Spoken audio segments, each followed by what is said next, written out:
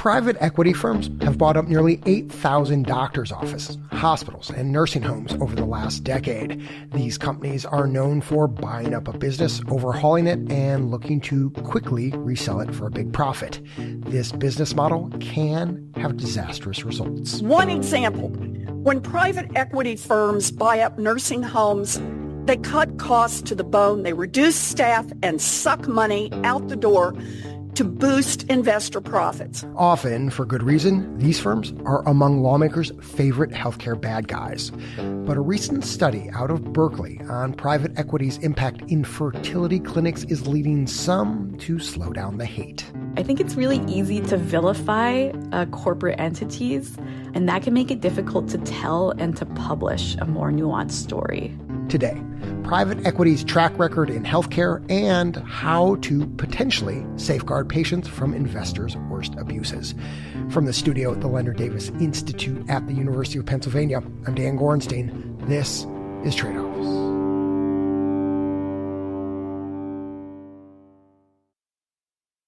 Examples of private equity running amok in healthcare are easy to find. Steward Healthcare is filing for bankruptcy.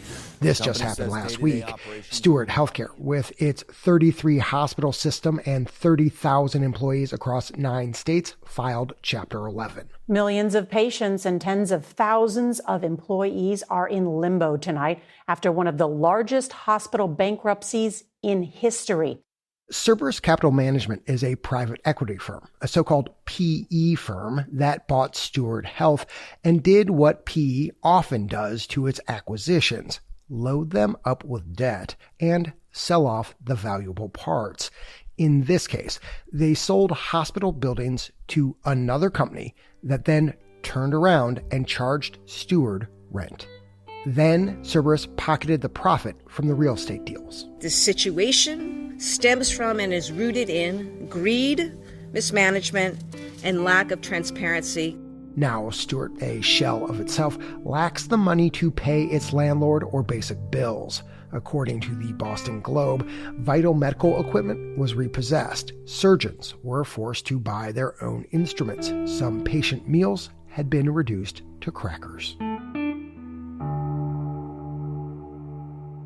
Stories like this are obviously damning, and there's a fair amount of evidence that PE acquisitions lead to price hikes, but it's been difficult to say if PE directly helps or hurts patient care. Enter Atul Gupta. I'm an assistant professor at the University of Pennsylvania's Wharton School of Business.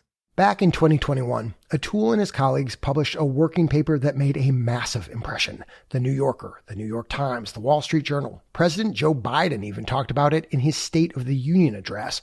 This groundbreaking paper found striking and definitive evidence that drew a direct line between PE behavior in nursing homes, bad care, and bad outcomes. We were completely shocked. Atul explains the team analyzed 4 million patient records over 12 years for more than 1,600 nursing homes bought by PE. To squeeze out profits, the economists found these facilities cut corners. For example, slashing staff who provided basic care to patients. The type of nurses that would do showers, taking the patients to the bathroom, helping them move around in the rooms, making sure that their beds were clean. It's a big deal because most of the direct patient care is actually done by these types of nurses. Instead, Atul says, the facilities gave patients more antipsychotic drugs to sedate them. The jaw-dropping result? 20,000 more deaths at PE nursing homes over the 12 years of the study. Everybody wondered if this was just the tip of the iceberg. That's Atul's colleague at the University of Pennsylvania, Rachel Werner. She's studied nursing homes for almost 20 years, and she now leads the Leonard Davis Institute of Health Economics, which financially supports Tradeoffs. It was the first really solid piece of evidence that quality substantially suffers when private equity enters nursing homes. And so that it really caught people's attention because it was really the first time that we saw this effect in nursing homes from private equity. The paper spurred policy action. Federal health officials began requiring nursing homes to reveal if they're owned by private equity firms. And starting in 2026, the facilities must increase staff so each patient gets more nursing care. But it also made everyone take a step back and realize we need to dig a lot deeper on the effects of private equity across healthcare. Over the past few years, researchers and policymakers have used this study as confirmation that PE is bad for patients. But what seems to be true for patients at the end of life may not be true at the beginning. A working paper published last fall found that care at fertility clinics improved after PE-backed companies entered the picture. The woman behind that study is Berkeley economist Ambar Forgia. I was really nervous. Ambar was backstage at the University of Chicago last September. It was probably one of the biggest audiences I think I've ever presented in front of.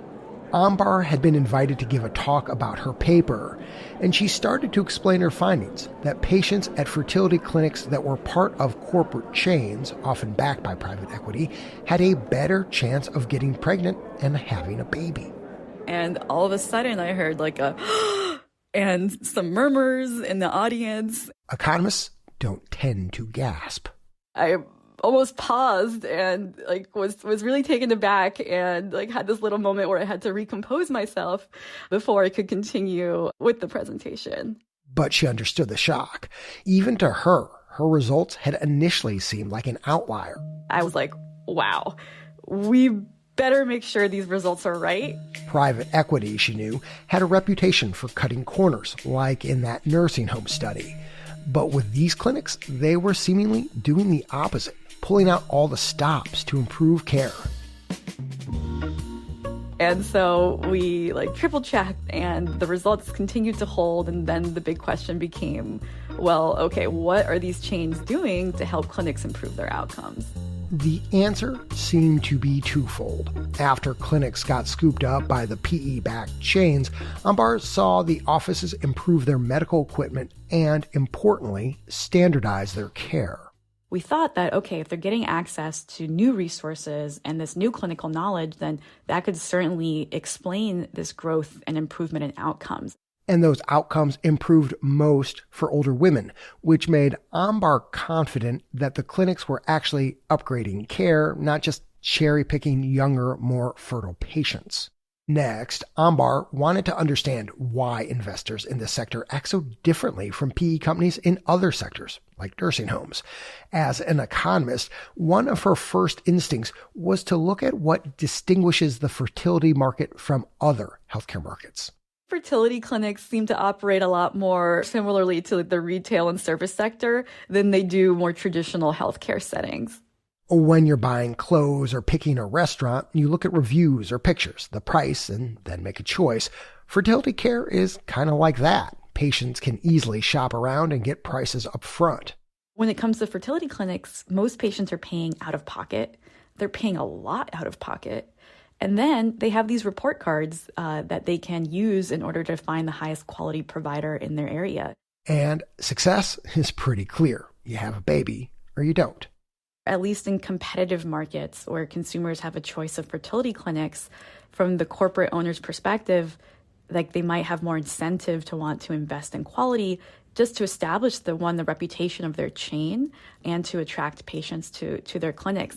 It's not like that for lots of medical care, like broken bones or treating diabetes. Patients often go to the doctor or hospital that's covered by their insurance unless they want to pay out of pocket. And that makes it hard to find good care, even as a savvy shopper. It gets infinitely harder for sicker, older Americans, especially those with low incomes, says Rachel Werner. The consumers of nursing home care are very vulnerable and can't be their own watchdogs. And so it just opens the door for private equity to be able to come in and prioritize revenue over everything else. Over the last 5 years, state and federal officials are taking a harder look at PE in healthcare. Congress is holding hearings. Regulators scrutinize plans to buy physician groups. There's even a bill in the Senate that would give health officials power to block private equity deals. These actions are fueled by a simple assumption. Private equity prioritizes profit over patients and the businesses that they acquire. But Ambar says she thinks her paper raises questions about how certain we can be about those conclusions. I think that in general, it can be hard to publish something that goes against what other research shows or believes. More broadly, there is a lot of negative media attention on corporate entities. And so that can really make it difficult to tell that more nuanced story. Ambar hopes telling a more nuanced story is exactly what this research does. This paper, she says, is driving her to figure out how PE firms are changing care at the doctor practices that they buy. Like, what are they directing physicians to do? What are they changing about technology? What are they changing about, like, monitoring and incentives? I think that can help us understand what is contributing to positive versus negative outcomes. Ambar says better insight into patient outcomes could theoretically help state and federal officials enhance safeguards. After the break, a health economist who studies private equity helps us understand the 3 steps policymakers are taking to protect businesses and patients from investors' worst practices.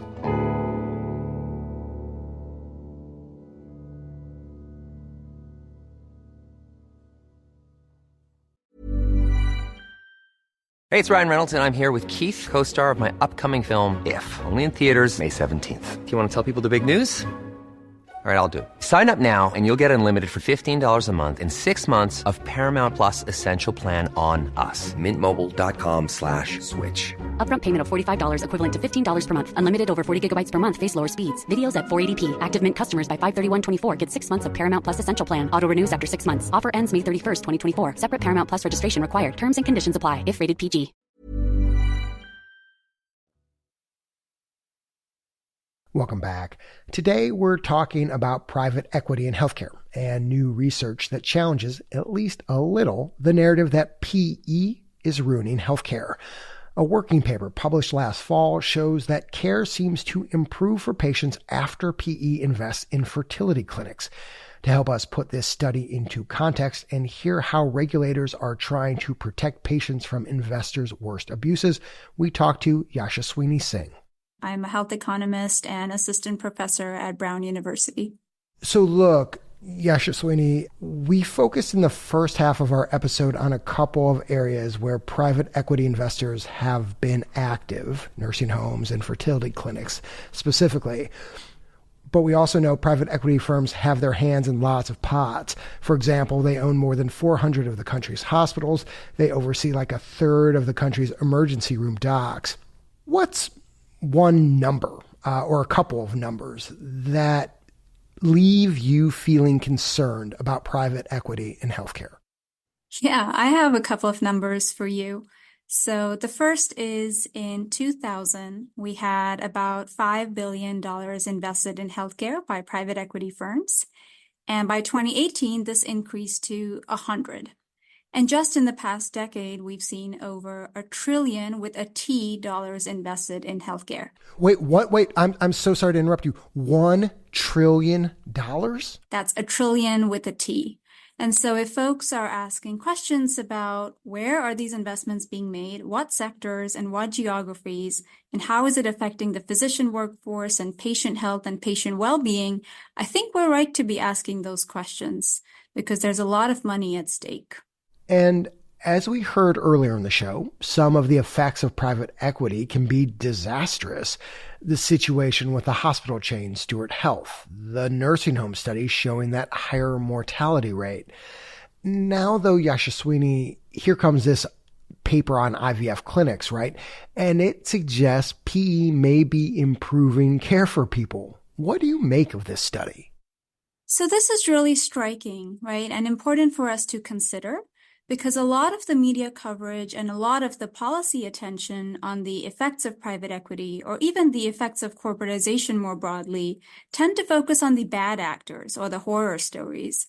But as researchers, it's so important that we take this sort of agnostic approach towards these questions and just let the data tell our story. And that tees up my next question perfectly, Yashaswini. Thanks. I mean, in your own mind, how much does the IVF study challenge that pervasive narrative that's out there that bankers are basically villains running all of healthcare? So I like to say if you've seen one private equity transaction, you have only seen one private equity transaction.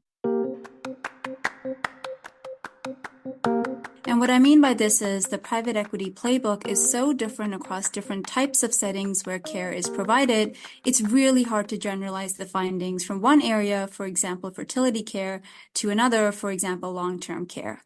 So in order to generalize to other settings, we need a better understanding of how private equity operates. And to have this understanding, we need better data.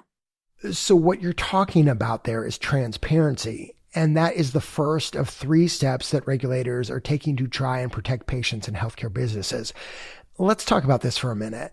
The federal government is now requiring hospitals and nursing homes to disclose their owners, but it can still be hard to know, for example, if PE firms invest in your doctor's practice. Yashaswini, why is getting more transparency from PE so important in your mind? It's important for a layperson, let alone researchers and patients and policymakers, to track who are the entities that ultimately shape the way medicine is practiced. At present, there are no systematic reporting or disclosure requirements, and as a result, we are at a situation where we have an incomplete picture of PE, and we are likely underestimating its effects. So first and foremost, I think we need to agree on the magnitude of the problem. And to agree on the magnitude of the problem, we need better data on ownership. The second step that policymakers are taking right now is more closely scrutinizing mergers and acquisitions. This is not so relevant for nursing homes anymore because that wave of consolidation happened in the early 2000s. But PE firms' newer interest now is in physician practices. So, Yashaswini, what is the focus on keeping markets competitive, signaling to private equity firms, do you think? The signal that the regulatory focus by antitrust authorities sends is, private equity, you better watch out because the growth model that has been so successful across so many physician specialties, radiology, emergency medicine, anesthesia, primary care, cardiology, behavioral health, you really name it, it's from cradle to grave. That growth model is no longer going to escape the scrutiny of the authorities. When I hear that policy fixes are blocking future deals or trying to, and greater transparency, that still leaves me feeling pretty vulnerable, at least as a patient. I'm thinking about the skeleton crews working in nursing homes and patients missing out on basic care like getting bathed. What's being done now to safeguard patients from PE firms' aggressive moves that have led to bad care? Yeah, so one policy action that has great potential is to regulate PE firms' ability to cut staffing in ways that can harm patient care. And we've seen the Biden administration do just that in the setting of nursing homes. So potentially having minimum staffing standards or paying closer attention to adequate staffing is something that can be expanded on in other areas of care as well.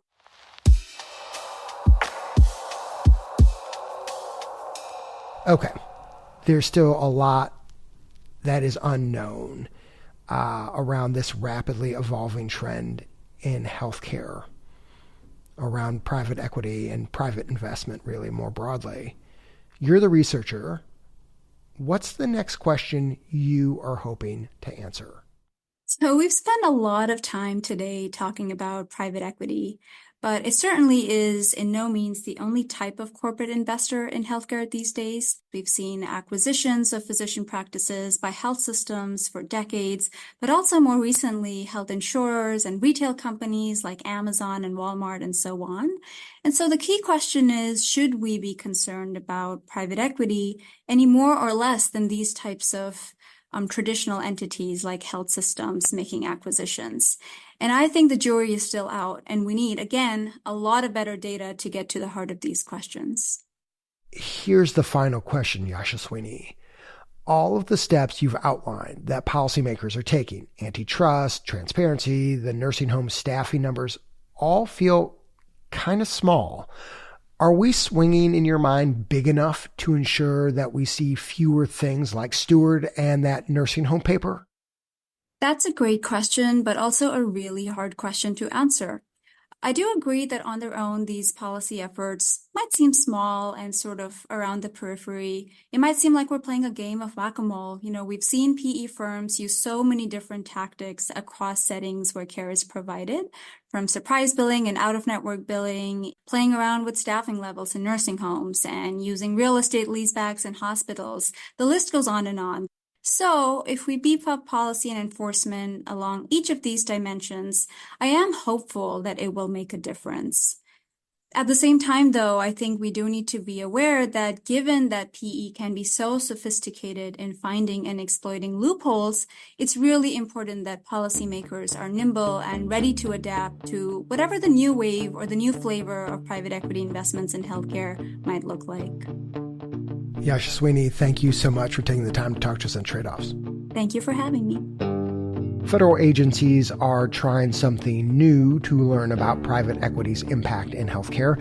They're asking patients and healthcare workers to explain how care has changed after PE has entered the picture. They say they will investigate any serious complaints.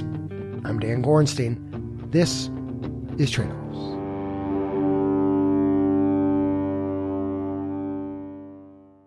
As patients, we like to think our doctors make decisions based on heaps of evidence and years of medical training. But Harvard physician and economist Bapu Jena says doctors, they're human too. The same sorts of ways we think about decisions to buy Doritos versus a different bag of chips could affect something as monumental as whether or not I'm offered cardiac bypass surgery.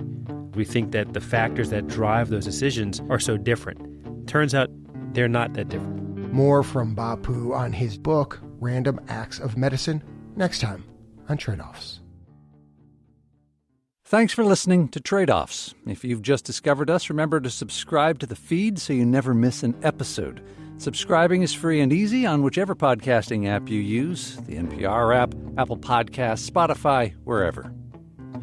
The Tradeoffs team is producers Alex Olgan and Ryan Levy, editors Kate Cahan and Deborah Franklin, executive director Jessica Silverman, marketing director Catherine Dougal, audience engagement lead Shannon Crane, with help from Kate Seepy, Kelly Osmondson, and Cedric Wilson, sound designer Andrew Perella, executive editor Dan Gorenstein, and senior producer Leslie Walker. The Tradeoffs theme song was composed by Ty Sitterman, with additional music this episode from Blue Dot Sessions and Epidemic Sound. Tradeoffs coverage of Medicare sustainability is supported in part by Arnold Ventures. Thanks also to all our listeners who help to support our work, including Brett Barranco, Kate Baker, and Cindy McLeod. Our media partner is Side Effects Public Media, based at WFYI. Tradeoffs is supported by the Robert Wood Johnson Foundation, Arnold Ventures, the Gordon and Betty Moore Foundation, the Sozose Foundation, Just Trust, West Health, the California Healthcare Foundation, the Leonard Davis Institute at the University of Pennsylvania, and the National Institute for Healthcare Management Foundation. Our financial supporters are not involved in any decisions about our journalism. The views expressed in this episode are those of the individuals and not those of Tradeoffs staff, advisors, or funders.